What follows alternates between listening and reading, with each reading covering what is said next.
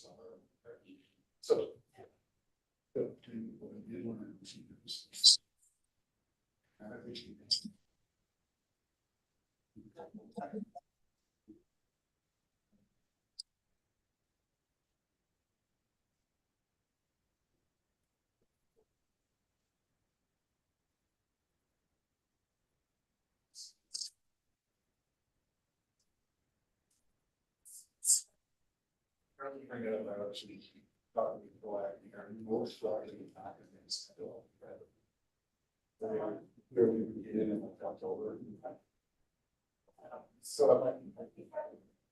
So we're talking about September versus March. Just finished it. Or even though because of anyway. But again, we can be pretty loose. We can say we want out of the X dollars, 20% here, this. We don't have to be exact. Very close. And you can know that later, so to me, it's better to just get it. If you're uncertain. Yeah. Yeah. Whatever. Oh, yeah, I agree. Right. Let's see how many. Hey, Ruben. Good, how are you? Good day. Yeah, you. There. You know. It's good. I love that big screen. It is massive. It's massive.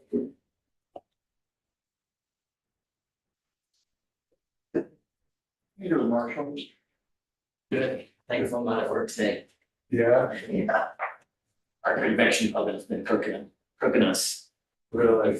Yeah, 'cause it's 3 days shop with like tin roof. Oh my goodness. Oh, Very hot. Yeah, no fan, no nothing.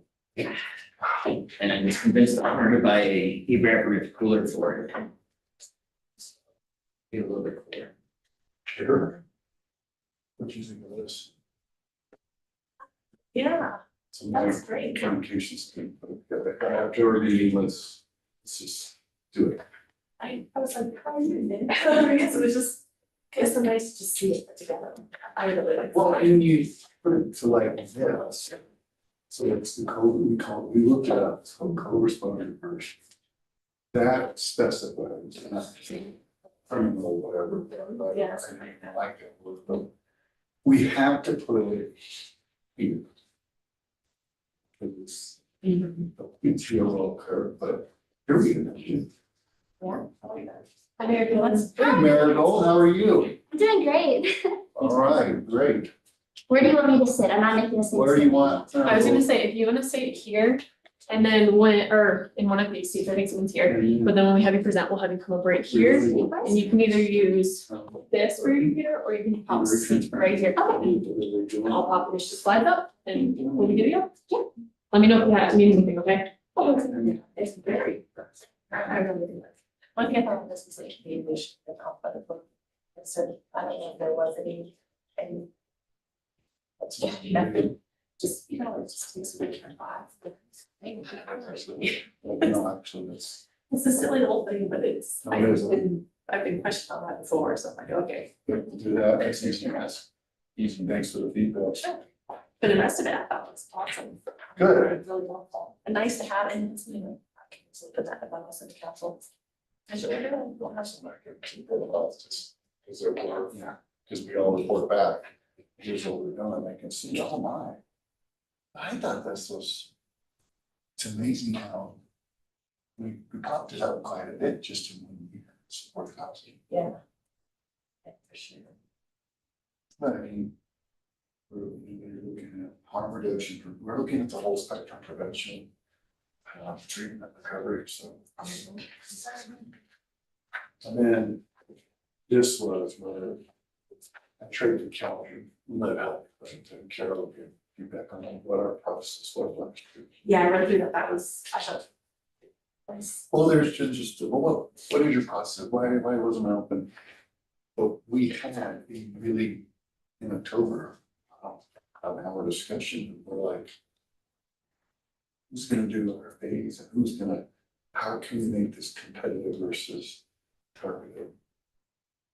So there was a thought to this, and the gal I met with, her, Lindsay, hers was not about getting, hers, she saw her, you know, is there's a change on how there can't move anymore because of things like public farming. Right. And local public health, we're part of a program, I always forget the name, where we get reduced bulk. So the state health department buys vaccines, STI tests, all that kind of stuff in bulk. So then we get it for much less. For example, in our county, if you've seen it at a pharmacy, it goes for like $60. But we can get it through the state for around 40. So she was saying, I probably want to talk with council about not funds next year, because EJ's group went on to do it, and it's likely for the reduced field. So then we could buy it and give it to them. So that's just some project. Yeah. So, hi, how are you doing? Okay, good, thanks. We just picked. So that's, she was explaining that. There's two others I coming. didn't realize that. I don't know. This is expensive. Oh, I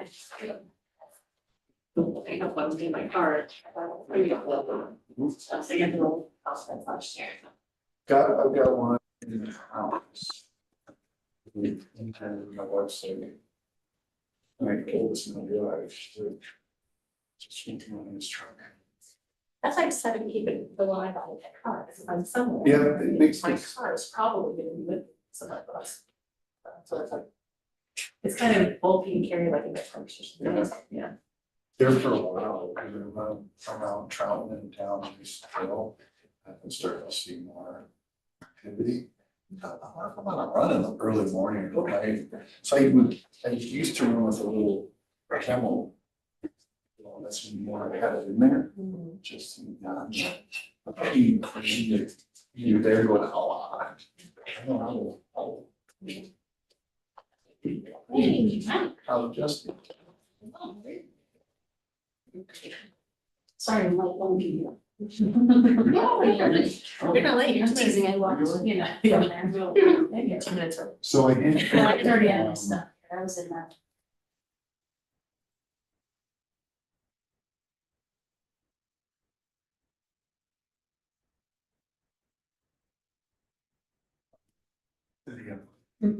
Will be attending.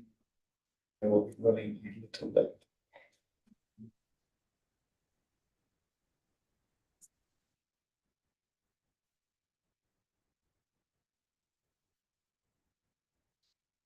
Somebody kicks me out. Absolutely.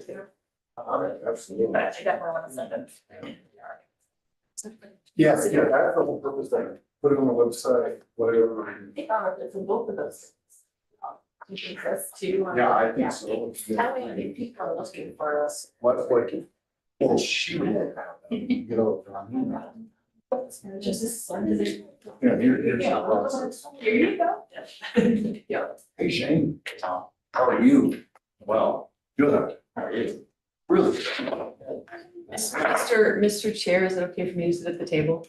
Even though I don't have a nameplate? Absolutely. I like having the table better. Absolutely, we're. As long as there's room, I can give somebody else. Thank you. Yes, I think I'm part of the Roac family at this Yeah, point. you are. Just by nature of showing up all the time. So, The commissioner coming? I thought she. yeah, I hadn't heard she is. I mean, I might message her.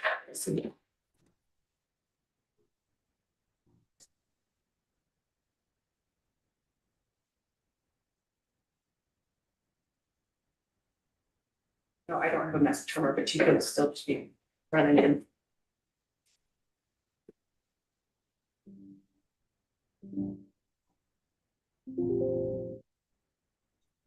Oh, good. So we do have a quorum now. All right.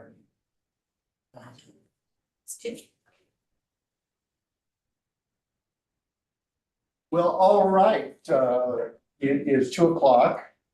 So let's adjourn or Get off, right? We're going right to the library, going, darn it. Very efficient. Let's kick off the Larimer Regional Opioid Abatement Council meeting, that's Region 2, and for June 27th. And we do have 4 of the 6 voting members two online. I see Trustee Mason and Councilperson Black. We have Beth and myself here. Trustee Youngland said she would be a bit late, so we do expect her. I haven't heard from the commissioner, but I'm sure she's en route as well. So we'll call to order the meeting. We'll go right to public comment. Is there any public comment? Anybody online? Oh, there's Trustee Youngland. Thank you for joining us, Trustee Youngland. Okay, hearing none. We'll move to. I'm sorry, I'm new to this, I'm not sure how this works, it's public comment where we have a proposal. Is that where we would jump in, or is that later? Or is that, do we need to schedule that? I tried sending an email and I never got a response. Yeah, so public comment, you get 2 minutes to talk anything to the council, and then we follow the rest of the agenda. And there aren't any proposals on the agenda for this meeting. So if you did want to make a comment that, yeah. Absolutely. My name is Dave Schlosser. This is my wife and co-founder, Rumpal Sidhu. This is our house manager, Mr. David Hinkle. We are Emmy's House Foundation. We're a 501c3 sober living here in Fort Collins, Colorado. We would like to, at some point in time, propose a grant to the committee for some support in our sober living house. And so, yeah, I'm not sure what else to say beyond that. We do have a presentation if you guys have time. If not, we can schedule something for a later council. Wonderful. And your name is? Dave Schlosser. Dave. All right. And again, your company? Emmy's House Foundation. Sorry. Emmy, EMMY'(S), House Foundation. That's great to know. There will be a process of July and August on the council prioritizing what buckets and so forth in the process that we're going to go for year 3, but we've got you down. You come and provide a public comment. We know about you, and we appreciate the work you're doing in the community. Absolutely. Thank you. If you have a card or something with an email Yeah. address, Yes. that would be super helpful, and then we'll make sure that we connect. Oh, thanks, Jen. Commissioner, Sorry, is that ready to focus by all morning? No worries. Yeah, sorry. okay, we'll move to agenda item 3, approval of the May 23rd, 2024 meeting minutes. Mayor, I'm sorry, Chair, may I? You all are welcome to stay for the rest of our meeting because this is a public open meeting, but you certainly don't have to stay either, since. I'm curious how it all works, so Yeah. I'll take it as an. I had a feeling, but I just didn't want you to feel compelled that you had to stay. Thank you. So, sorry. Thank you. I'll make a motion to approve our May 23rd, 2024 minutes. I'll second that. We have a motion and a second to approve the minutes. Anybody opposed? Nobody opposed, that passes unanimously. I will put for the record, we do have a full quorum for voting members on that, so thank you. All right, moving to item 4, it's our fiscal grant administration portion. I'll turn it over to Carol Bosch. Yeah, this will be really short. You can see the expenditures through June 15th. Same as last month in that all of the funds have been allocated into the buckets. And also we've made our first payments to all of the grantees that received grants for this period. The only change is we have now received all of our funding from the state. It took a while, but that isn't reflected here because that came in on the day this was due. So I'm happy to say we've got our money. So in your packet is this little budget to actual. And then also I've included the buckets that have been used for each year and then who received a grant out of each of those buckets, just as a summary. So that's all I have. Does that work?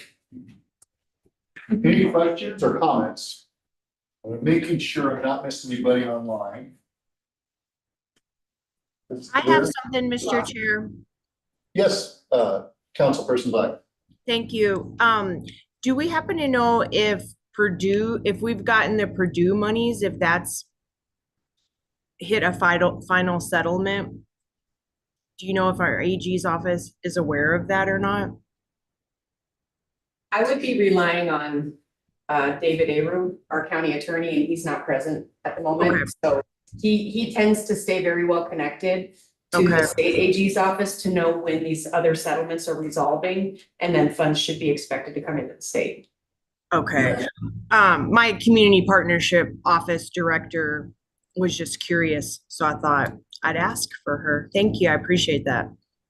Yeah, I appreciate, he's been looking into all of that, plus what is the estimated amount for year 3?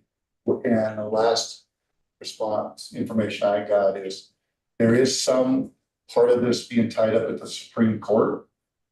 They are reviewing it and we haven't gotten the final number for year 3 yet. So he said as soon as he knows that, he will skip that to us. Thank you. Any other questions, comments on the report? All right, seeing and hearing none.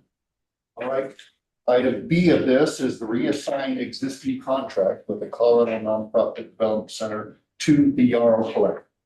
And this is John's item, but I think he's not, He's oh, there on he there is, now. great. It's Just still on there. intimated.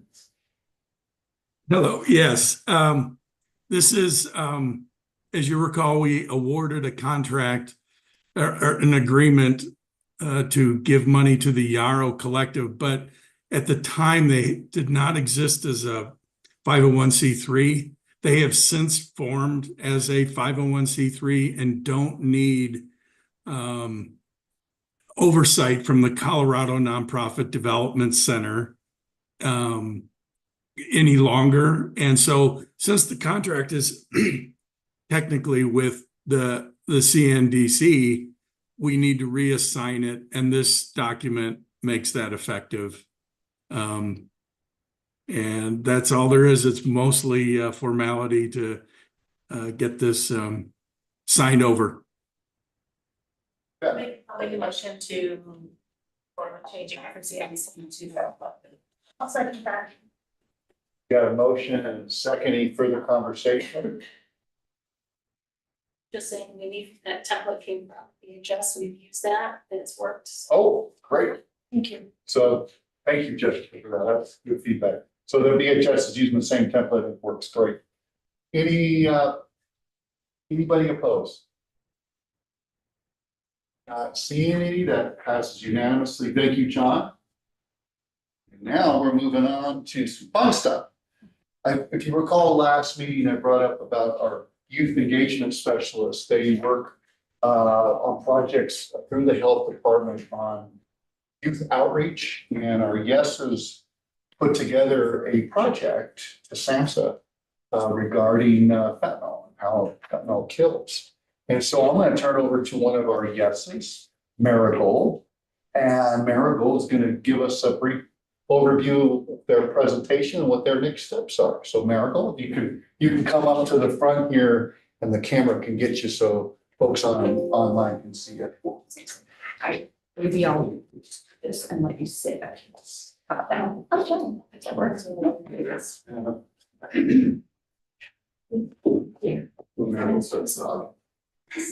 Hi, everyone. My name is Miracle Nugent. As mentioned, I'm a youth engagement specialist, and I'm here representing my youth coalition, Youth Action for Health.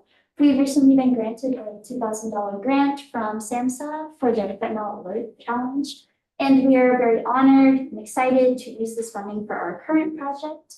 We were one of the honorable mentions for the Fentanyl Alert Challenge, one of 25, and again, such a huge honor. Our campaign, if you could switch over to that slide.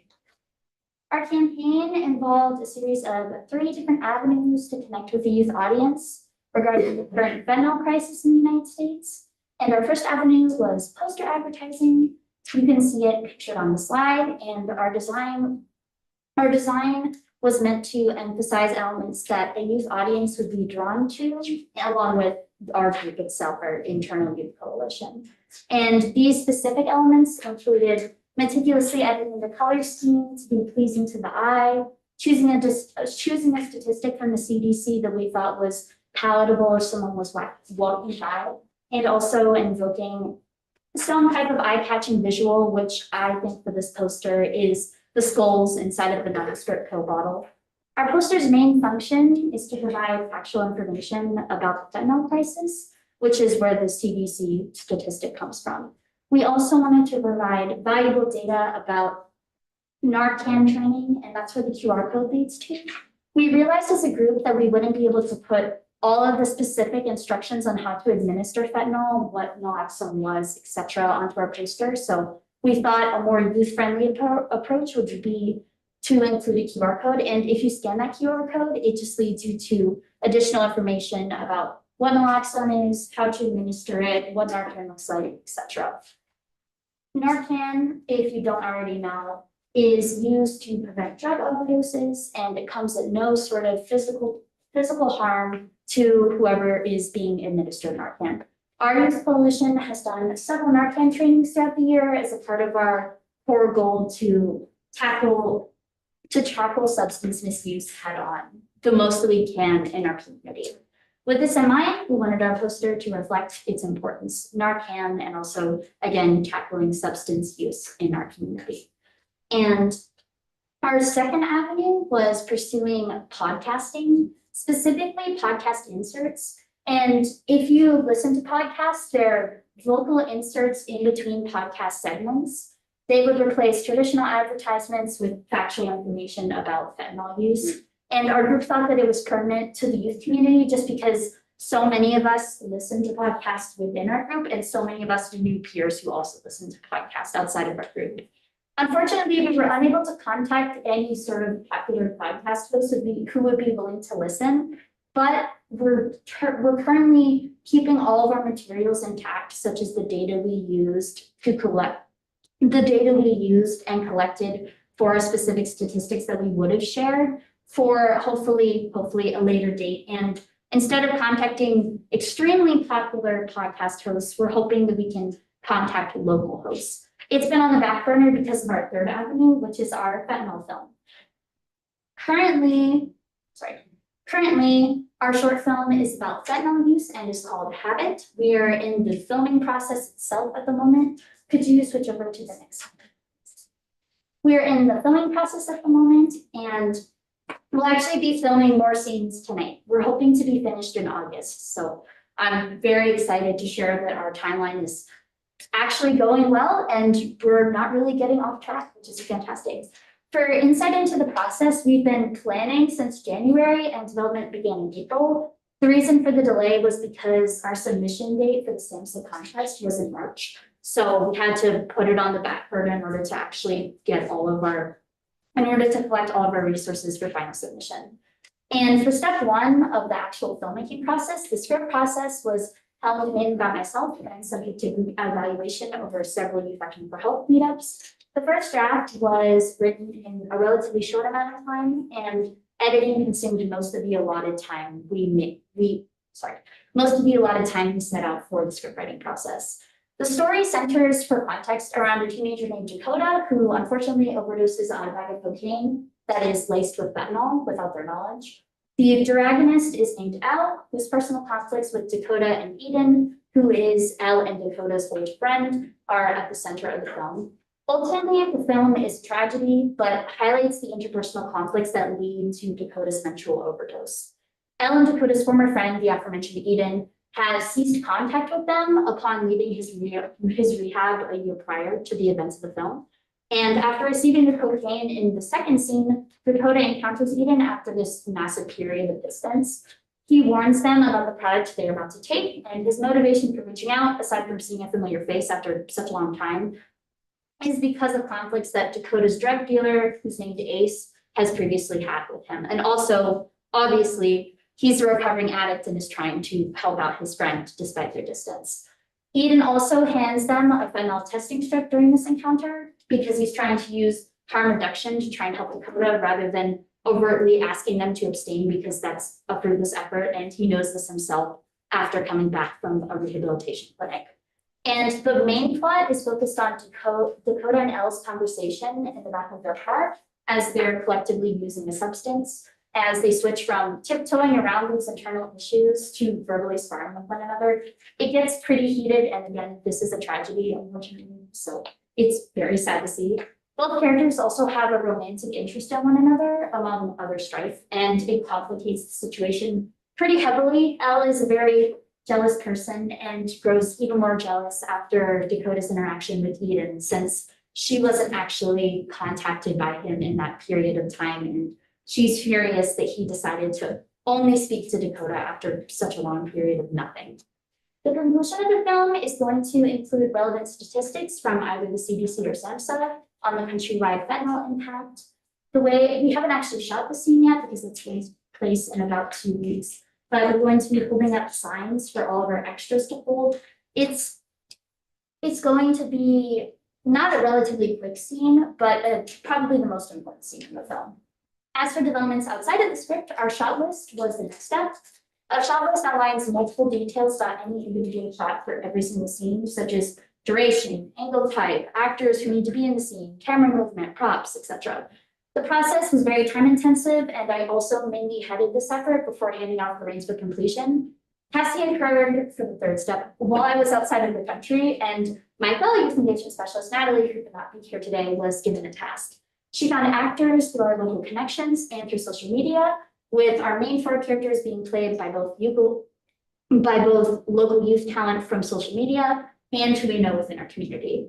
Our most recent effort has been beginning the filming process, as I mentioned earlier, and that has involved adjusting filming dates, gathering equipment, etc. We are also collaborating currently with Fort Ponce Police to ensure that our filming process is safe. So again, further collaboration on the actual filming itself. They will be involved with the project and emphasize that they do not want it to seem as if there's an actual overdose occurring because of their involvement in the project. So currently we're in the process of ensuring that community members and local businesses are going to be safe and not under the false pretense that something malicious is actually happening, because our main focus for the film in terms of filming at the moment is safety. Overall, it's been tremendous to see Habit being funneled from the submission to the actual filming stages near its completion. Future efforts, besides all these aforementioned listed steps, will include advertising, editing, allocation of our budget, and release. Last night, we were actually planning our release party, and I'm happy to say that it seems like we're going to be doing a lot of activities and that they're going to just upholster our message about substance misuse. And we expect to screen the film, as mentioned before, in August with the Teen Activity Center or the Lyric Cinema. We have to contact them first, acting as a venue. The day of, we'll be providing fentanyl testing strips and Narcan to attendees, alongside hosting a Narcan training and CPR training on the day of. This event will also be free to all community members and will be catered, which is really exciting and also emphasizes again, we want this to be as accessible as possible and as safe as possible, whilst also being an educational experience for anyone attending on the impacts of fentanyl. Thank you all so much for listening. Does anyone have any questions? Yes, Oh, yes. Thank you first, all that was great. It's good to hear all these things. I don't know if I misunderstood, but you're doing all of this with the $2,000 grant? Yes. Wow, that's amazing. Yeah, we have a very meticulous budget spreadsheet. Luckily, most of our budget actually hasn't been used up yet, but I'm assuming once we start formally paying all of our staff members, that's going to change. Yeah. Very good. I just wanted to say, I wanted to check on that and just say, it just seems like it's a really great and well thought out process for all of it, especially the Bill short film, and I'm looking forward to it, and I hope we can get the dates and everything to. Oh, officially the date is August 7th, and the release party will be from 2 p.m. to 8 p.m. at the Teen Activity Center or 212 West Mountain Ave in downtown Fort Collins. That's awesome. We got a date. We will send that out to the council. Oh yeah, please. We would love to see all of you there. It would be fantastic to have all of the community support possible. What time did you say again? Oh, 2 p.m. to 8 p.m. And the screening of our film will happen later in the night. For the rest of the time, we're going to be playing games. Again, there's going to be free food. Mostly it's supposed to be a youth bonding experience because substance misuse most likely affects most of the youth who are going to be attending. And so we're not trying to trivialize it, we're trying to emphasize its importance whilst also, again, paying respect to it in our film. Trustee Youngland, I see your hand up. Yes, thank you, Chair. Just kudos to you guys. This is a really exciting project. I can't believe the thoroughness, detail presented today. I did make a note, and I'll see if I can't connect with you. And we have a podcast. Nick Molay up in Estes Park does a lot of podcasts. And I would like to try to get this in on his podcast for advertisement. So I'll be working on that. But kudos to you. Thank you. That would be amazing. Do you need my email so we can connect about that further, or? Yeah, I would love that if Chair, if you could send that out to email. Any information that I could pass on to Nick would be helpful, and I really think that would get, I know he'd be excited to look at this further, and I feel very confident we can get that going. Thank you, that's fantastic. Oh, also I wanted to add with the budget comment, we also very graciously got $1,000 from the teen center, so our budget is technically $3,000. I just wanted to make that note. Would you mind for your name once again? Oh, I'm Marigold Nugent. What's the name? Marigold. Cool. And what's the name of your organization again? Oh, we're Youth Action for Health, we're a youth coalition. Awesome. Really exciting. Thank you. Yeah. Are you planning on showing the film outside of Fort Collins? Hopefully, like I said, we're trying currently to get in contact with the Lyric Cinema. We're just running into a few logistical snags because we don't know their email, so we're trying to figure it out. I may be able to help with that. That would be I fantastic. may be able to help with some other venues to screen it. Yeah, that would I'd be love to give amazing. you my contact info and we can send you a text that. Yeah. Yeah. Same. Let's connect afterwards. We've got. Oh, yeah, after you mentioned your organization's name, I was literally researching your organization. I just reached out to the head of the Teen Activity Center and said, hey, this might be a valuable resource to look into, so I would love to. Commissioner, you got your hand up there. Yes, County Commissioner Joy Shen, nice to meet you. I know I really appreciate the youth action, with working with the health department, all the work that you guys have done. Because I know you helped also provide some great input for the Teen Activity Center, so we're proud as commissioners to help fund some of that too. So I actually just saw well, her title is Oracle Operations at Lyric, so I can get you that connection. I have her phone number too. So if you want to connect me, I'm having a meeting with her soon. I see her about once a month or twice a month. So just for help with that. Also, I do have some friends who have called Dawns on Me, and so it might be political, but I think this is also important to get on anything that they have. Their podcast is connected to YouTube and other things, and it's actually one that you can get off of Spotify. So they have a reach, so I think it's called Dawns on Me, and I can get you connected with folks. And there are two women named Dawn, that's why it's called Dawns on Me. And so and they do a great job. And then also there are opportunities, if you wanted to, we could give, if you wanted to share it and see it in the hearing room, I can arrange that at the county building. We have that huge screen in there, and we could throw, even the tax center is great, but sometimes it's not huge, but since it's right across the street, if you wanted to, I know you have your game screen, but if you want to have more room, I can see if we can arrange that for you to be able to have the screening across the street, and just can walk across. Honestly, that would be a fantastic idea if we could do the first portion of the day at the teen center and then have the actual screening. Yeah, so everyone can walk over and we can, if you wanted to have food, I think they could do food in there, it's careful. But we could fill that with other people more, so we would give you a lot more space. So you can, I think Liv can, maybe you can connect us, and so I would offer that to you, that we would have, if you want to have that bigger screening, it's just right across the street, be connected to your things, but we can do that sooner than later, because I think, because it fills up, because we've been bumped sometimes as commissioners, but it's our hearing room space, but I just think that would be great to be able to coordinate with that, can give you more space and time, and it'd be great. And also the restrooms are there, and it just might give you guys a little more room to kind of have more of the activities to do. I just want to commend you for the work that you're doing and the voices you have. I've seen you very active in other spaces, and just want to commend you for your energy and your passion. Thank you for what you're doing.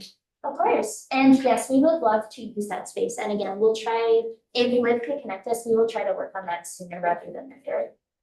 And I know you can check to see what's being used, and maybe put a hold on it, and then put a hold on it with my name. Yep. And then I will, I'll talk to my colleagues, and maybe we can host you a premiere party or something.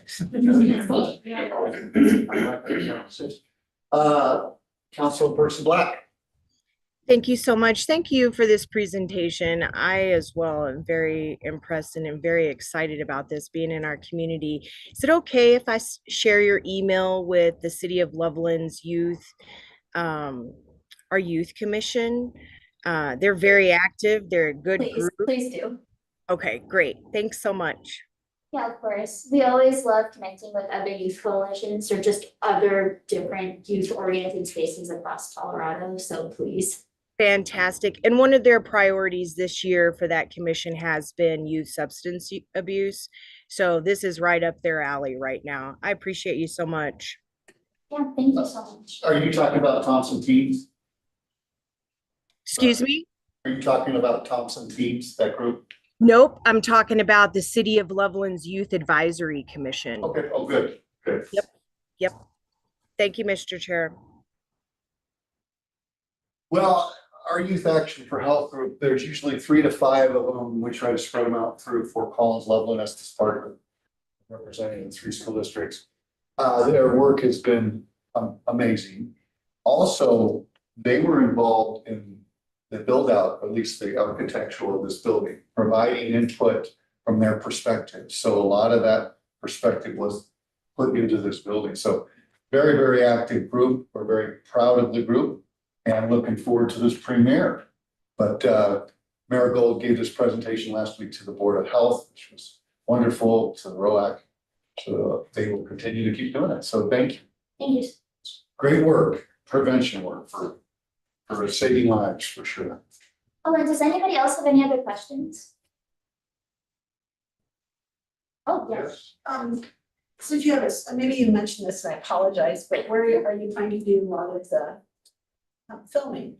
Oh, so the filming is currently happening in 2 different locations. So Lee Martinez Park, we have one secluded location that we've already filmed at and are going to be filming at on July 6th, once again for reshoots. And our other filming location is the parking lot at the teen center.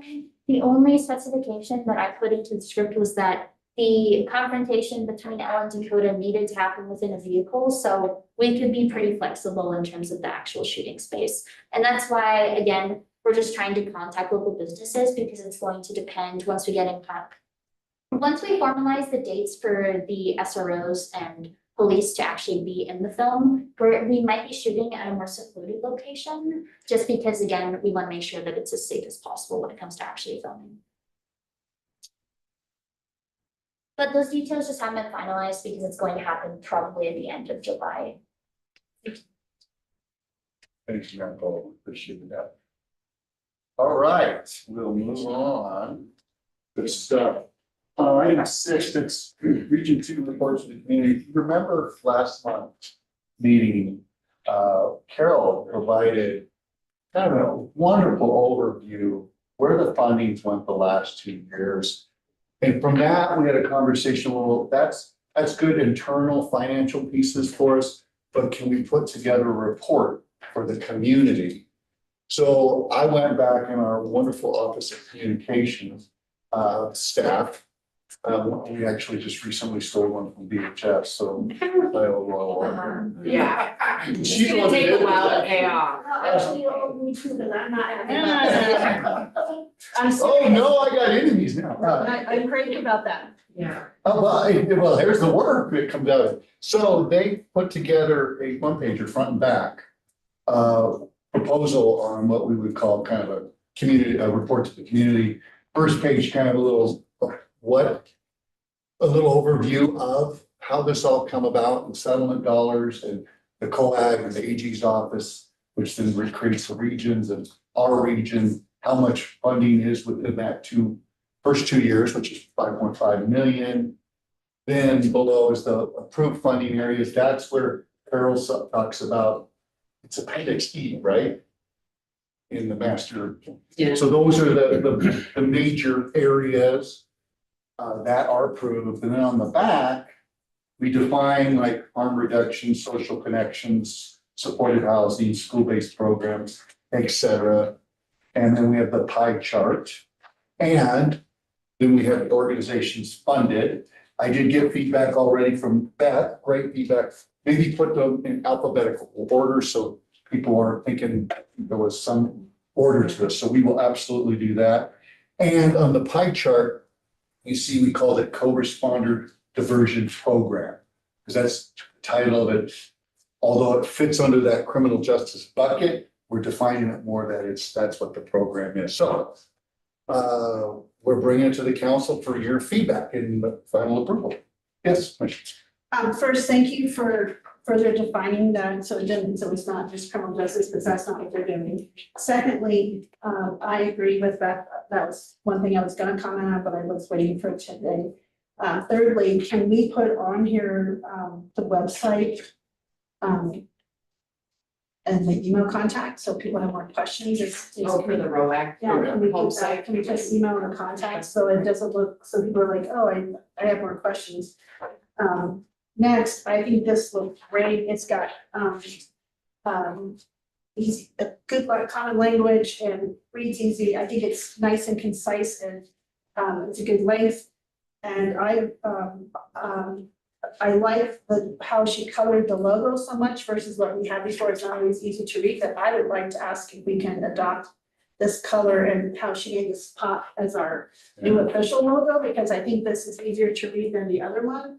And I'll go and make the motion and we can continue the conversation, but I'd like to make a motion with those additions to approve it.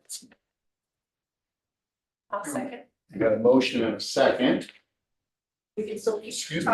Further conversation. Yes, Beth. I also like how this is, because I always call it Lancaster County Region 2 Opioid Abatement Council. And this is serving Lancaster County. I just like how she did it, so I would say. That's all those both does go together. So I will make a second motion. On top of this one, can we approve this as our official logo? Yeah. Would you like to second that? Yes, so we have two. We got two motions. Did we lose our couple members? I think they dropped off. Okay. They're still on. They Well, just- I'm making sure the other two, because I only see trustee Cindy.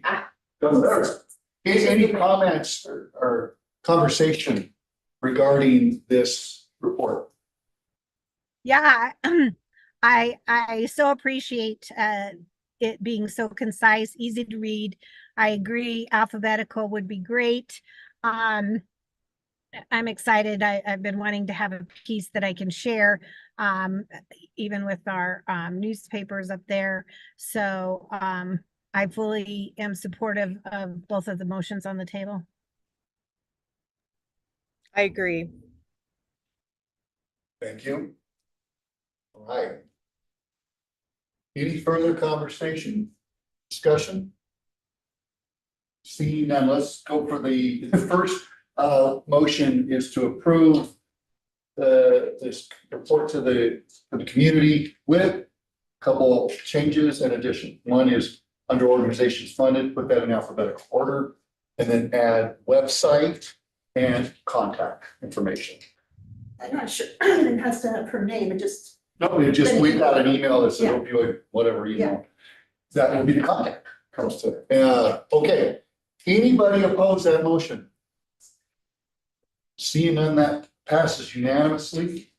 The second motion that has a second is taking this blue and gold color of our logo and making this the official logo for Region 2. Any further conversation on that? Can you just bring it up, move the screen down so I can see it real quick? Oh, yeah, we can do that. Right? I was trying to recall, what it looked like. It went by so fast. Thank you. If I might, trustee Youngland, it's like a bluish teal color. It's not quite blue. It's just a little bit towards a green tealish color and a gold. Yeah, okay. It's not quite, You're right. Yeah. it's not quite blue, but it's kind of off just a little bit. And then it's more of a gold. Yeah. Striking color for the, you can't see it, it's not, it looks yellow on the screen, but it's actually kind of a marigold. There you go. So. Thank you. Yeah, I'll look forward to seeing it in person. And the reason I say that is, Mr. Chair, if I might, is, we're hosting that dinner for the regional abatement Yeah. and, we're gonna have a presence and I thought we could, if we have these, we can put them out and we can have our logo, Yeah. we can put a little tent on the table, sponsored by Thurman County Yeah. Commissioners and the Regional Abatement Council. I hear the Will County region is helping to put some money in too. I don't know how much, I don't know if they matched us. But I just think it'd be great to, because the press might be there and it'd be nice just to have us be visible. So that's the reason, I just think it pops, so. With that. Anybody oppose the pops? Seeing none, that is passage unanimous. That's our official logo now. And I just have to say, this is why I'm cranky at you. I mean, I'm glad they're still at Lerner County, but Well, she's still in my service area, so I know. she thought I was gonna be mad at her, and I was like, no, you're still part of my fam. It's okay. No, she's still part of the family. Just told her I'm glad we still have her. Yeah. Just want to share that I'm fully planning on sharing this with the city council in Fort Collins, so, as we want, and with others, just, I think this is something we can share, and as we direct people to our website for information, this will be helpful for people to be able to see there too. So what we'll do is get the additions and changes done as soon as possible and send it out to everyone so you have it. Perfect, Yeah, for the PDF version, fine. for now, I suppose. So if we're going to do that, can we also send it to the, COAC? Oh, yeah. And to the Attorney General's office, and should we go ahead and send it to all the like media, so they have, I don't know, just curious, we might as well. I have two other suggestions for just spreading this, because I think this is a great summary. One would be to share it with all three of our advisory councils for behavioral health services. Because there's so much connection with those groups, the policy council and the two other groups. And I would love to see this as an agenda item on admin matters to take in front of the commissioners to present the results of what's happened in this regional group since the county boundaries are the same as Region 2 boundaries. And I think that would be something that Tom would probably take the lead on as the chair of the group, but I'm not sure if that's the right protocol, but. Do we want to add the agenda as a discussion item or a guest? That would be I would look to you for a decision about that. Because really, we're just presenting, we're not really having to. There's no decision to be asked for. So. So I think maybe if you would like to entertain that notion. Yes, you get. Yeah, it all comes. You can all come. Right, we would let the council know what date we've put that on there to come talk about our work in that public setting. I'd be really good because the media listens better than that. Absolutely. You're gonna get the. That's what I thought of too, yeah. I thought so too. So, next week I have, Office on Aging, Miles Crane got a statewide national special award, so I'm gonna, we're gonna shout out. So maybe the 16th or, So, yeah, it'd probably be the, no, or the 9th. Yeah. You said the 9th, so the 16th would be the next. what day is it today? 27th. 9 to 16, so we can do it the 16th, and you're all welcome to come. Yeah, we'll get it out. And, and anybody in the room is welcome to come, so, I think it'd be great, and then I can go ahead and, I can ask, the chair, I can have, 15 minutes, and then it probably will go a little bit. I can just add that, but I think it'd be great, because I know there's a lot of questions and maybe we can. Get, like you said, I think it'd be great to get a little pressing. Yeah, it'd be really nice to make sure that Carol, if you're available, and David yeah. to come as well, to be acknowledged for the staff support that you all are providing to this council through Larimer County. I think that's, Sure, there as well. Yes, yes, Dr. Olson too. yeah, that's a great idea. Would be, so I'm inviting you to be my guest. Commissioner. Formally, who is going to be in charge? Should I formally invite all those folks, or can you all formally invite those folks on my? I think Tom and I can work together on making sure that folks are aware. So That's let's, you and okay. I set up maybe a separate quick meeting. We have lunch next week, we can do that, yeah, perfect. Oh, Ginger and Baker, that's right. Better. It just made me think of the next thing, when we get our data dashboard, I think we could even, we could put a teaser maybe coming soon. And then that'd be kind of the next thing you get out, because people, this is awesome for the funding summary, and then to get out information about the impacts of what we're funding and. Sure. That's good, now we're thinking forward, things, great. Well, I think, having the website and everything's connected to the website, they're gonna just be able to kind of, yeah, you know what I mean, just kind of, it's gonna be, they'll be able to change that. But let me just caution everybody again, until we get through this implementation stage of that state law, or we can get sued. We really wanna be careful how much we're putting on the website, because we have to make all of that accessible. It's a lot of work, and so some counties around the state, I'm not making a judgment here, but this is what they do. They're smaller, they don't have the resources, and they're basically taking their websites down or stripping them out with everything off of it, like this kind of stuff. So transparency, in my opinion, is being sacrificed to do this week. I think we've got, I think it passed the year extension, but a lot of people are struggling with that, and we are as well. And there's also just all of the cybersecurity issues as well, and the AI thing, so it's, and when I saw what Visitors Park is doing with AI, it kind of freaked me out. It's not really cool, but it freaked me out. So I just want to say it's great that we get this all up, but we might just need to go slow to get these things on the website, because we have to translate and all the PDFs, and it sounds like it's simple, but I've learned going through this, it's not simple at all, and so, and there's a law, and people, anyway, I think almost anyone can sue us. So I just. Yeah, people don't have to have a qualified or certified disability to find errors on local government websites and report on them. So I just kind of wanna, just put that in Ray's head, that it's, usually you're like, yeah, everything up on the website. But now we just have to, Think through that. we have to get through this period for the next year. I think we did get the year extension. The sponsor of that bill, didn't like some of the testimony that came. Craig got critical of that was writing that bill. And so he almost pulled the whole thing, and we would have had to do it by January, and that would have been absolutely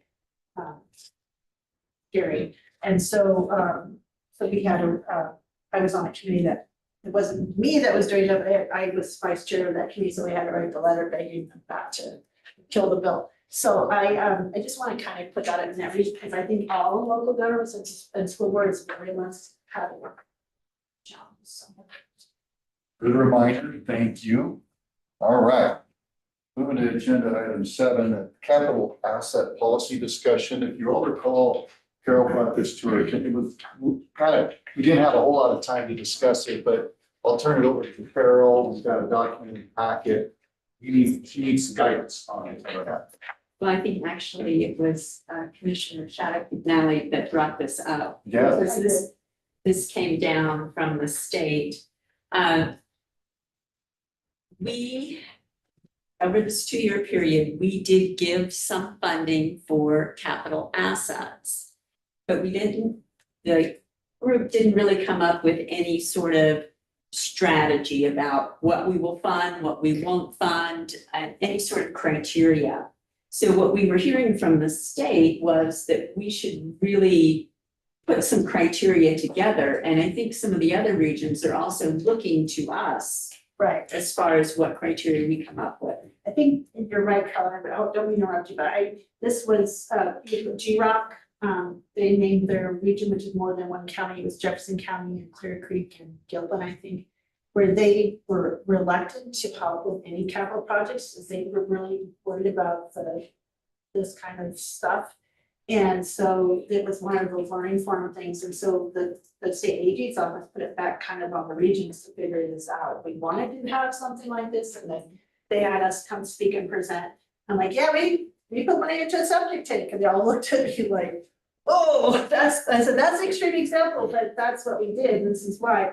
So I think I don't know, I think they're all looking for us to come up with stuff, and the AG's office is gonna look at after, but you're right, so thank you, and you and David, or worked on this, David, they all did it?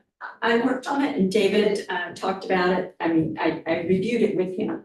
But basically, here are some suggestions about criteria that you could use. And what we're looking for is, do you want to set up some criteria? Do you want to just tell your grantees, we're okay with it, just show us what you've got and we'll look at it when we see it? Do you want a policy about funding? And if so, what do you want in your policy? But before we dive into this too much, Jessica came to me after the last meeting, and behavioral health has some experience in exploring this whole area of funding capital improvements.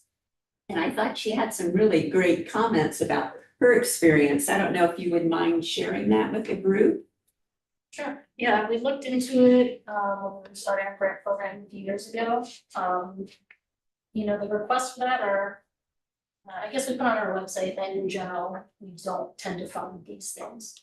There was some precedent set for helping build a school-based health center. And there were some specific criteria we had for doing that. So it wasn't necessarily the land or the building, it was the cost of renovating some space that you could directly attribute to the grant during the time period. And then that school-based health center would have to remain that way, to serving that population for at least 5 years. Otherwise, they'd have to appropriate some of those funds back. But in some of the research and talking with the county attorney and some other funders in the area, just to generally see what they do in terms of those things. The county attorney kind of helped us shy away from doing some of those things, because when you think about if you're purchasing a vehicle, who owns it, who maintains it, licensing of it, liability of it, insurance and all that stuff.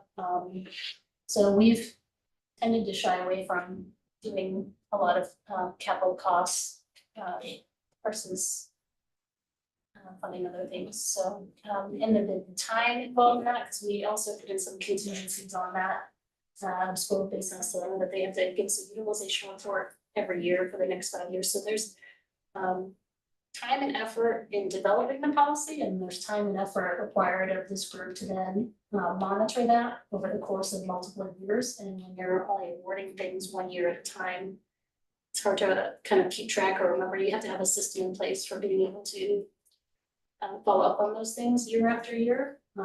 So those are just some of the things that we really need to looking into it.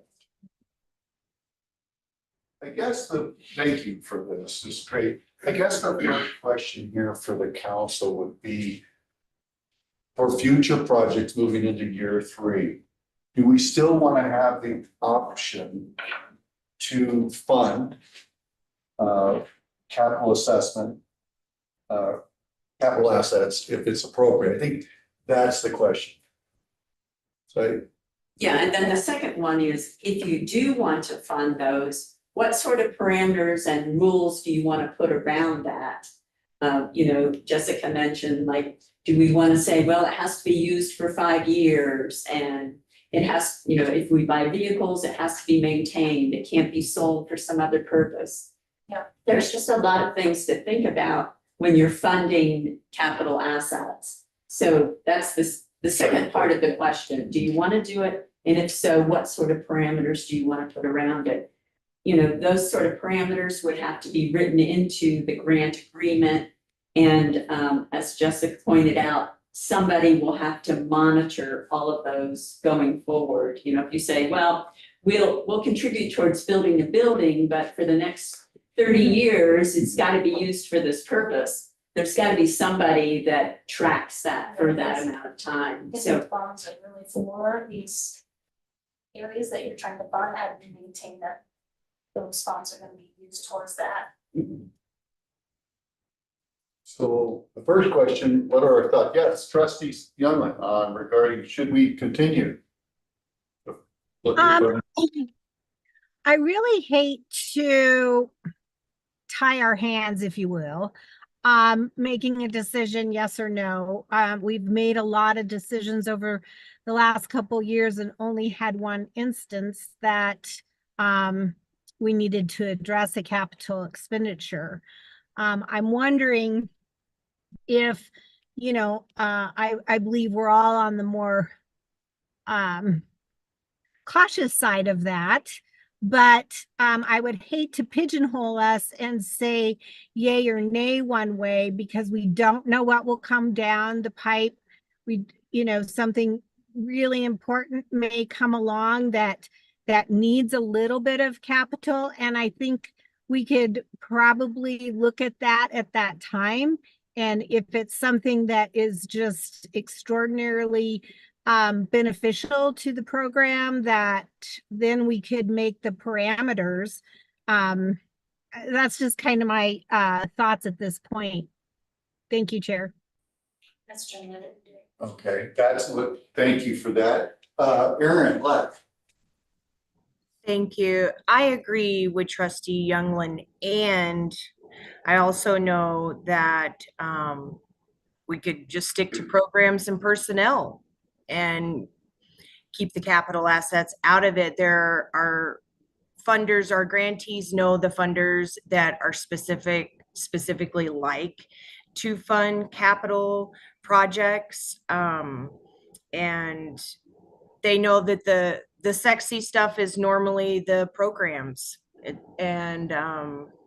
So I wouldn't want to tie our hands either. And yet there are other funding sources for capital assets aside from programs and personnel. For clarification, so are you saying leave the door open, not completely shut it, but you're more kind of shutting the door? I would absolutely go with the majority of the group. I would be fine either way, and I think it would be okay with our agencies as well. Okay. Trustee Mason? Yeah, thank you. Thank you, Chair. I might be looking at this in slightly a different perspective. I think, yes, I believe we absolutely need to fund capital assets. I think most of the grantees that have come forward up to this point, have specifically requested for building improvements or acquisitions as far as property, these types of things. So I think absolutely we need to do that, but certainly we need to put some rules around, hey, if we give you this grant, then you need to retain that asset, in service of the program or the grant terms for X period of time, whether that's, and I suppose for me, that's the biggest question is, what is the time period on that? Is it 1 year? Is it 5 years? What does that look like? But I believe, yeah, absolutely, we need to fund capital assets. There's no question there. Thank you there, Trustee Christina.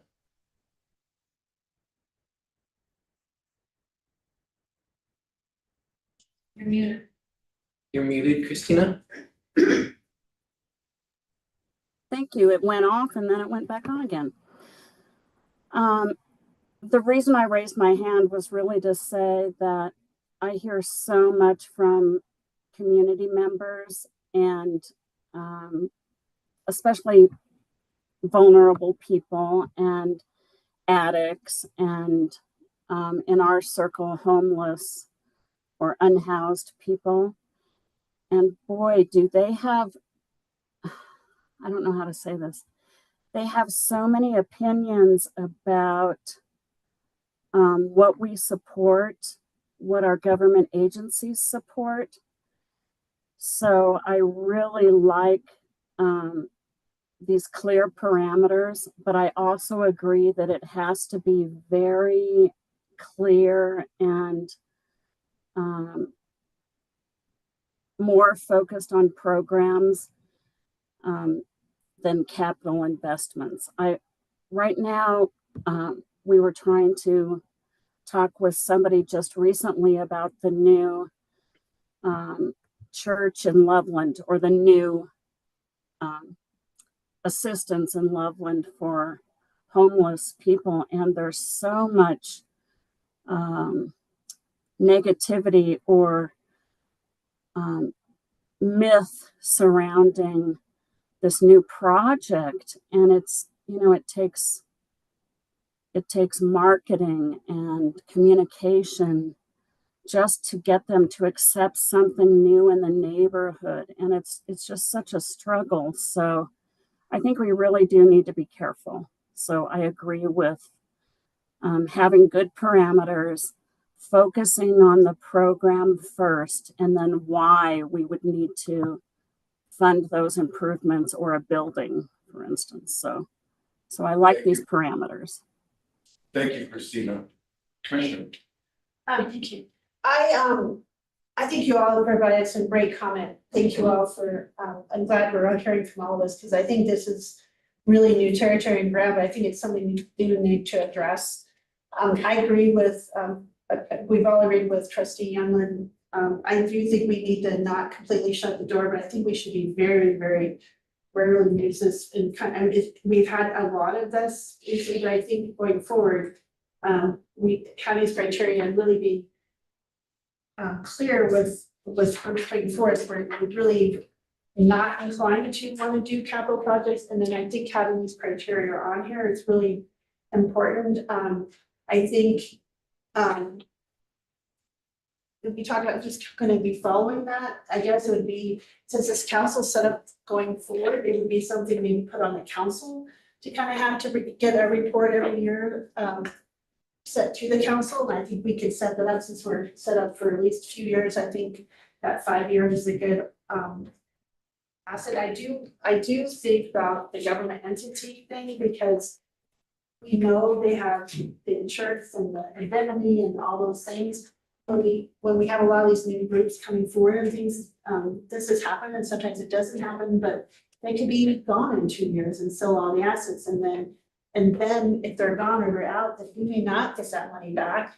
And so I think the program needs to find that the asset, it could be a lot of work, and then that would be on the non-entity, because they'd probably ask the county to try to go after the asset. That means the county has to expend some more administrative services, and and I know we have some money in that, but knowing what's on the horizon of some of these initiatives on the ballot and the uncertainty about the counties and local government's budgets, having more capacity or more things that we're going to expect this council to do, to have to look for that, I think something that I think about, because we don't know, there's a little bit of uncertainty. If initiative 51 way pass, is we're going to see severe change in cuts, and so that would impair or inhibit a little bit of what we would have to kind of help navigate this. So I think we should have some parameters, but really kind of have a little bit more of a lengthy discussion and discerning criteria about. And I think this is a good list. And I looked at the other back insurance or maintenance requirements. We know that if it's the entity, governmental entity, those are already in place. They're kind of guaranteed. So I kind of like that piece, but I don't know about nonprofits. Some of them, we don't know the extent of that. And then I do like the time it must be used. So I think that, depending on the asset, I'm thinking if it's a small, if it's like $1,000 purchase, that might be more, but if it's a larger purchase, like $150,000, that might be a longer length of time. You know what I'm saying? And so I think that we should, and I hate to make it more complex, but I think that's important, because that's a larger sum of money, and I think it needs to be invested into those purposes more than just a short period of time. And then I think there's a really important question about whose title to purchase like constructed assets, because, trying to, if we have to put liens on or something to recover that, that's still a lot of work. And the reason I think about that today is because running around code compliance, pretty much looking at all these cases that are in court right now. And appreciate the partnership with the sheriff's office. And so, and those liens, assets and things and so I just think this is, I don't know if this is the final version, but I do think we have to get this right. We might take a few meetings and tweaks to make sure we have thought about all of the things. And maybe we kind of approve this and send it to the AG's office and their council and get some feedback from that. That's what I was thinking. But that's all I'm thinking out loud. Go ahead. To clarify, this is not meant to be a policy. This is a menu for this group to pick from. You can pick some of these, none of these, make up your own. This was just to start discussion. So this is not a policy that we could send to somebody and say, this is our policy. It's just ideas about capital assets. I think they're good ones. Beth, Thank you. Yeah, I think all the stuff's been very helpful. I really do strongly agree with Trustee Youngman, and I don't want to just say no. Definitely don't want to just say no, because I think these are important potential things that will come our way that we might be the only funding source at the time for it. I know there are other grant opportunities, but it could be something where we really are in an opportunity to find something that is beneficial and useful to the community. I kind of look at it as it really does depend on the proposal. And I like these questions, but I know this probably isn't as helpful as people would like, but I think depending on the proposal and if there's a capital asset within, then we go through these questions. And I don't know if this is an exhaustive list, if something's missing or not. Because if it's a, if it's a $20,000 vehicle to transport, I don't know what, that might have a shorter lifespan than 100,000, like use 150,000. So, and I don't want to necessarily say if it's between this amount and this amount, then it's this, or right now, because we don't know what's going to come. And I think we have to have those thoughtful conversations at the time. Shane, I understand. Sorry. Yeah, I appreciate this discussion very much. Thank you, Mr. Chair. I think we would be making a mistake to close the door all the way, would be my 2 cents. The drum I'll always beat in here is these funds being used to make amends to our community, to those suffering from the opioid crisis. So I think what I would like to say, my 2 cents, is that moving forward and considering capital investment, I feel the most crucial part is what is the return on that investment as far as how many lives are being touched, how many lives are being changed, how much amends, right, are moving forward through the dollars spent on capital investment. Room for sober living and recovery, that's pretty good return on investment. Other places, in my opinion, where some of this money is gone, large amounts of this money have a much lower return on investment as far as how much of it is actually directly, specifically targeting amends from the opioid abatement or the opioid crisis. That would be my 2 cents. I appreciate that. Thank you, Shane. Laura. Thank you, Mr. Chair. So I've probably become jaded in my 25 years of working for government because so much of my work has been tied to things like state and federal funding that have such tight strings attached to them that it really doesn't always mean that you're doing the best thing with the money that you are receiving from those other sources, but you're held and bound to the requirements that are given with the cash. In this instance, it's been very nice for me to be involved with this group because this is a new program, it's a new funding source that didn't come with a lot of strings. And so I am even proposing to the group, do you need a policy about this? If you can assess it on a case-by-case basis and adjust your grant agreement written documents to meet what you decide the funds need to be used for on a case-by-case basis, rather than even coming up with a policy, because the AG's office at the state level is not requiring us to have a policy around this issue, maybe it's best not to have one, but to be aware of the questions as the requests come in for funding. That's my Thank you. thought. I think they are gonna have us from our conversation, I think they're gonna encourage us to do it. I think they was something they weren't thinking about either, and I do know when we say no strings attached, they're starting to, strings are coming. And the strings, and we got some, extra scrutiny, but they're like, oh no, they're doing it right, because, we've been moving faster, there's still groups that have not spent their money, so. And so I think that there are gonna look for some policy, especially because Jefferson County's been asking so many questions. I don't know if it is a policy, but I do think we have to have some kind of either stated criteria so that we apply. So whether it's the first year or the 17th year, we're kind of applying the same kind of lens, so future councils can say, okay, we know that they thought about all these things when they went through to grant this money. It's kind of consistent, because if we're not seeing the seats, they can know why we did this or that. And here's some thoughts, I just feel like I agree that they're all gonna be the same, but I do think we could kind of say if it's over 100,000, there's this, if it's under 100,000, I don't think I just think it's at least something, because I think it's a lot different if we're talking about $1,000 computer versus, that's a capital asset.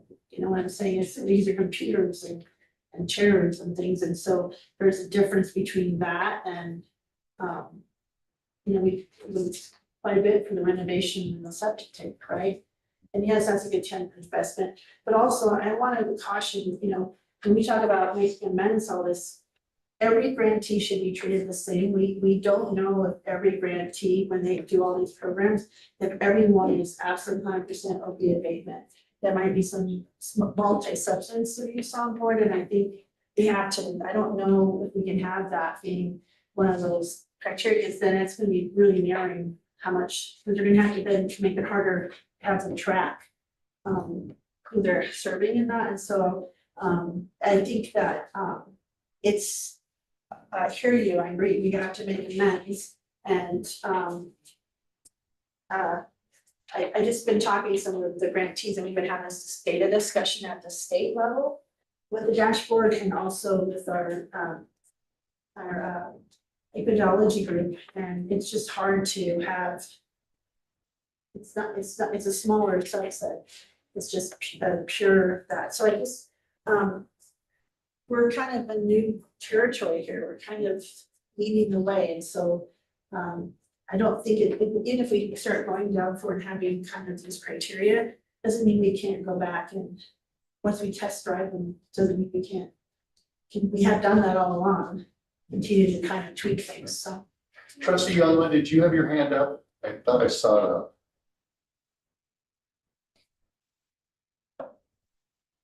You lose. So here's an option that we have, listening to everybody, is I'm hearing keep the door open, set up a general policy that would say, first, we want to make sure we target programs and activities that we, all the good work to reduce or help through treatments and that stuff. Sorry, I'm kind of bouncing around.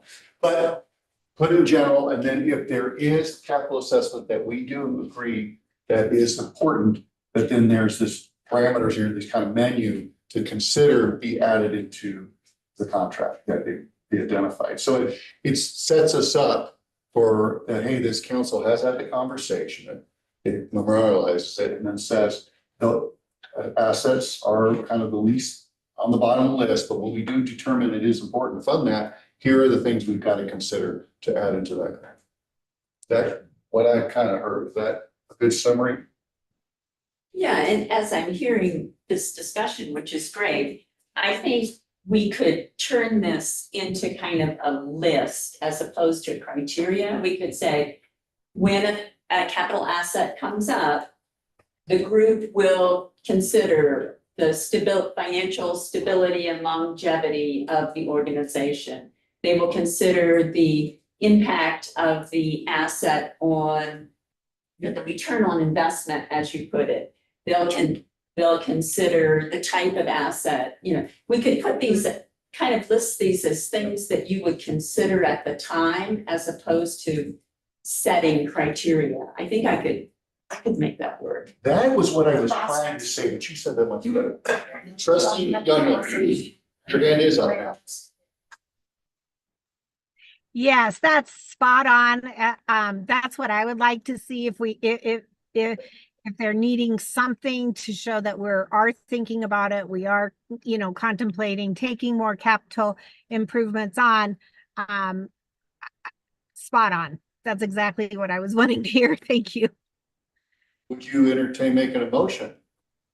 I would love to make a motion. I would make a motion that we go ahead and make, how did you refer to it? A list or a criteria? No, not, what was the comment that you made? How did you clarify that? I think it's criteria that this group will consider at the time. And I can play with this and come back with that so that you can approve it. I would like it when we're doing minutes, and it's pretty, there would be a vote, that's the action taken. It seems to make it easier. Okay, so I'll make a motion that we move forward on creating a criteria for possible capital improvement grants for the future. A second.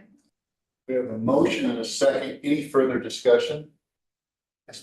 I think whatever we do, I would really, since we're working under the Attorney General's as a region, I think we should send whatever we do to the Attorney General's office and get their feedback on.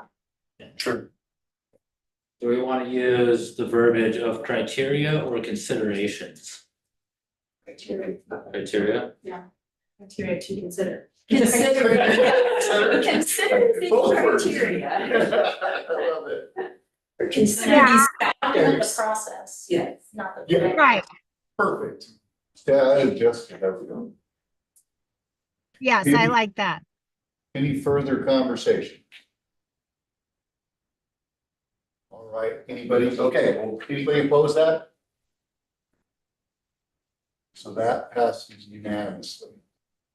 Thank you, Carol, and let me know how I can help you with that. I'll send you a draft. Perfect. Thank you. Okay, we're moving along to item 8, July and August agenda item discussion.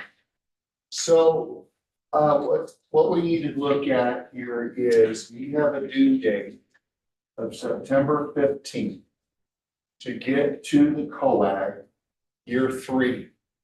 Now, year 3, that's how Carol can explain a lot better, but it's what percentage of the funding, which we do not know yet, David's still trying to figure out what that will be. Estimates are it'll be more like year 1, which was around 2 million. But we need to go through a prioritization of how much, what buckets and how much percentage, so that that can be submitted for the September 15th. If we miss that, what happens? That moves it to March. Now, what's the big deal? If you make the September 15th, you give a general, hey, we want 20% here, 10% here, this.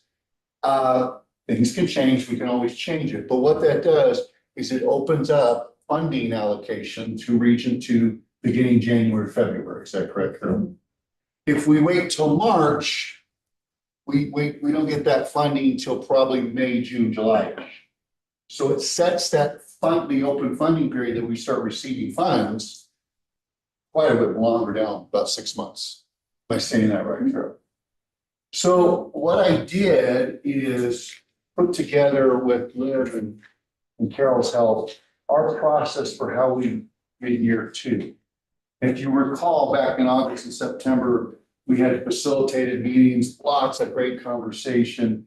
And we looked at priorities, we get an additional $1 million and so because of year 2, some more settlement dollars. Through that work, we identified social connections and sober housing, recovery housing as our 2 additional program buckets that we wanted to put funds towards. In October, we had a very robust conversation around competitive versus targeted funding. That conversation around competitive, we just don't have the staffing, the resources to do RFAs, that, who's gonna support that, how are we gonna get it back, who's gonna do the paperwork? We just don't have that infrastructure for the regional two. So we decided going targeted, and we looked to our wonderful behavioral health services folks. So Jessica, she said, well, we've got folks that we're working with or have applied that are doing housing and social connections. So the conversation there was to bring those organizations in, present to the Rural Act, and we did that in November and December. And then January and February, we selected organizations and what funding they needed to finalize that. While that was going on, we also prioritized the folks that we funded in year one, wanting to make sure they had an opportunity to come back for year two, which we also did. And so then that's how we got to where we are for Region 3. I will add one caveat. If you recall, the CSU Prevention Research Center, their year two funding was less than year one. They went from $400,000 to $300,000 because they didn't have to do the exchange on all the 3 school districts. So that saved money. Well, there was $100,000 in the bucket earmarked for prevention work. And we worked with Rise Above Colorado. They came in, talked about their program, what they were doing, and we ended on fentanyl awareness. And we ended up funding that to fill that 100,000. So that's the one caveat to it. So I share that because that was our process year two. But what we really need to work on in July and August is our prioritizing process for year 3. And we've got some work to do because we got to meet that September 15th deadline. So I set it up there for that. Yes, Commissioner. Thank you, and that's exactly what we talked about, because we have not yet, as a council, the first year was miscommunication, but I kept saying we got to meet that deadline. And we didn't meet the second time, but we have to meet the deadline this year. There's no other that, and it's a whole new, it's the second phase funding, and there can be a lot of different it's gonna be some strengths and there are gonna be some different things happening. And I think we've talked a lot and we've had a lot of good conversations. And I just wanted to kind of refresh, because we talked about, and maybe I don't remember this correctly, but this is my understanding, is we had those original 4 grant buckets that we funded. And we said we didn't want to just do one and done because that seemed like there'd be cliffs, so we were gonna step them down like less than 100% and maybe 50% and have them staggered down so that they could have kind of that glide path. They're doing some good work. So I think that would, if we could establish that, then we know kind of, we have those buckets, we kind of know at least an idea of a ballpark that maybe it's gonna be this amount. And then we have this left to pay with, and I think that would inform our conversation. Because we knew we had that, and then we had the extra million, so then we know we had more money to put towards the housing priority. So I think I'd like to maybe establish that or reestablish that, or maybe I don't remember that correctly. And so that would kind of help inform our conversation, and then it would be really nice, because we do have to do this, we'll have to vote by the end of really August. Right, and so we only have 2 months, and so I think I don't know when the mid-years are coming in, but it should be nice to have. We have the final reports and the other mid-years from the first 2 years of the original group, and then we have the housing. It would be nice to even if they don't, it's not time for their 6 months, if at least we could get maybe, I don't know, thumbs up, thumbs down, or some kind of check-in from those other ones. And then that's just kind of what I wanted to kind of touch base with, because I think that would help at least with some of the conversation, because I don't think we need to start from zero again. I think we have a lot to build on top of, or learn from, or figure out what maybe from what we have and what we don't want to, because we have a shorter time period. We don't have a lot of time. We have 2 meetings. Unless we call it special meeting, we have 2 meetings to figure this out. So I just kind of want to stress that, because I don't think we want to wait till March. You know, because there are gonna be more strings this time. And then to follow on to that, the buckets have changed. So the last time we did this, there was a different set of buckets. And then they also said, well, if your things don't quite fit into the buckets, you can come up with your own use and we'll approve it. Well, that has changed. So now there's a new set of buckets, which they haven't actually given me yet. So that's part of the problem. We don't know the dollar amount and we don't know the names of the buckets. So we're trying to get that. But instead of coming up with our ideas and then trying to fit them into buckets, I think we might need to start with the list of buckets. Yep. And then divide, 10% in this bucket and 5% in this bucket or whatever. I think that'll get you there faster than just sort of brainstorming and then trying to fit into the new buckets. I just want to add what you had shared earlier, that we need the general idea submitted, and then if there's some changes needed, we can change it, but that locks us in for the January or February timeframe. So at least, not to say there's not work, we need to get the work done, but I think that makes it a little less of a. Right, it's just like we have to say that we have that general understanding, and you're right, thanks for reminding me, they don't, I'm thinking, what do you mean you don't have the names of the buckets, but I think that's coming. What was that learning? I was promised soon. Yeah. Yeah. And that's a good point, so if we put, I'm just throwing numbers out, we put 20% to something, housing, let's say. And then we end up just through the process, come January, it's actually 23%. That's okay, right, Carol, to make that kind of adjustment? Yeah, we can adjust it. It isn't locked in, we're stuck at 20.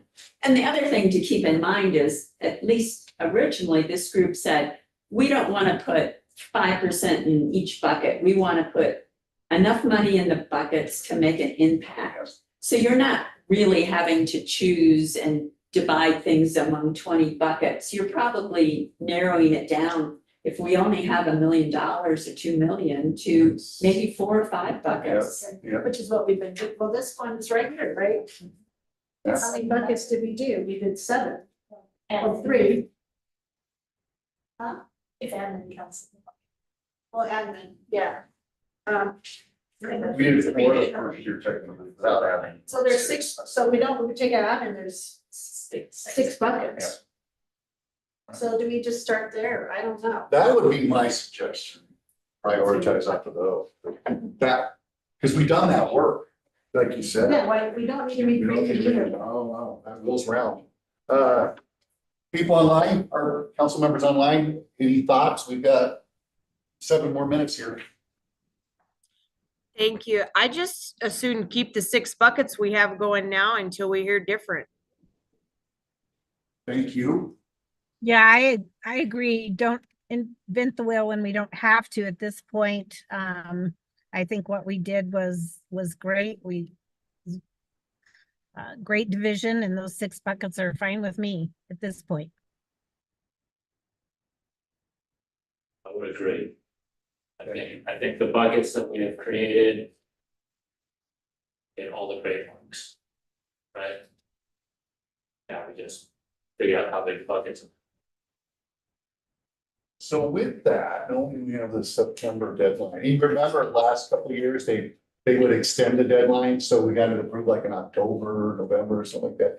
We've been told they're not gonna do that, right? No, not gonna do that. Right, it's either September or March. And I said, fine, There is no wiggle room. no wiggle room this year, okay. Let's go to this graph. You look at those percentages. We did a pretty good job. We're doing a great job. Spreading it across all the buckets.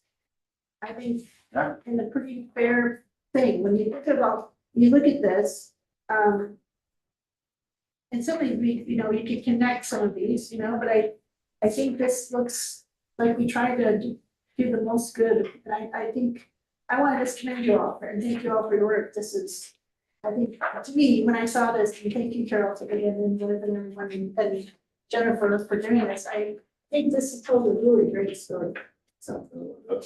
Now we have clearing more data to help us see impact. That's Right. key, you know, it has. Builds on that. So with knowing that, my suggestion would be our next meeting in July. We extend that by half an hour. I'll make that motion, I'll make that we extend our next meeting by half hour. So we go 2 to 4. I got a motion here to extend it to 2 to 4. Is there a second? I'll second. Good motion and second. Any further conversation? That'll be July 25th, is that correct? Yes. I will have to leave at 4 though, I have to get up to do an onsite tour. on GA. Any further conversation on that? All right, seeing none, anybody opposed? Hearing none, our meeting will go from 2 to 4, we'll update that. And as far as using the same buckets, the buckets are gonna have different names and have different things in them, so you might not be able to use exactly the same buckets. But, okay. We'll have to see what they are. since Yeah, we- we- Right, we really did that, right. We have to see what they. what the Yeah. buckets are. I don't Yeah. know if we're gonna, I think with this, like, I heard that they maybe are not, we'll see what they come up with, but I heard that they're trying to at least keep during how many buckets there are, so there might be some that are merged together that have more in one bucket and not having, so that's what but I don't know, so. Yeah. Not narrow, condensed. Yes. That's what I'm looking for. Well, folks, we have covered all 8 items. We got one more item, that's adjourning the meeting. Well, may I have share one piece of information? You sure can. And this is related but not related, but I just wanted to share, if you haven't seen my social media, but Larimer County, and this is a lot of work for the heroes of the whole, all the nonprofits and everyone, but they're the only county for 4 consecutive years to see a decrease in suicide rates. And so we saw a 25% decrease in suicide rate where there's some overall, the state saw an increase, so this is all the peer-to-peer support, all the nonprofits, it's Larimer County, the impact grants, I think help fund all of those outreaches, Sunstone, Zero Imagine Zero, Alliance. I mean, the list is long, but it is kind of what I call the Larimer ways, everyone working together and focusing this, and I think having the funding for the impact grant, you can't ignore $12 million going into the county from the voters and the sales tax.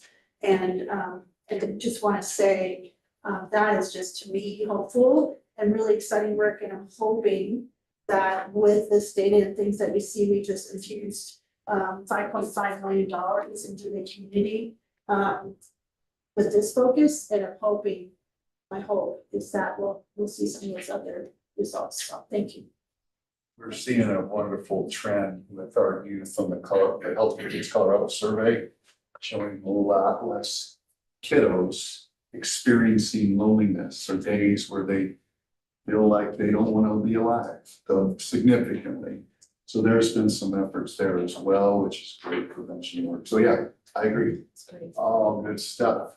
Good work. Saving lives and giving people a sense of belonging. That's a great thing. So I'll make a motion to adjourn. Thanks for letting me share that news. Yeah, absolutely. Yeah, thank you. Sure. All right, anybody opposed, want to keep meeting? All right, meeting's adjourned, thank you, great work, everyone. Thank you. Thank you.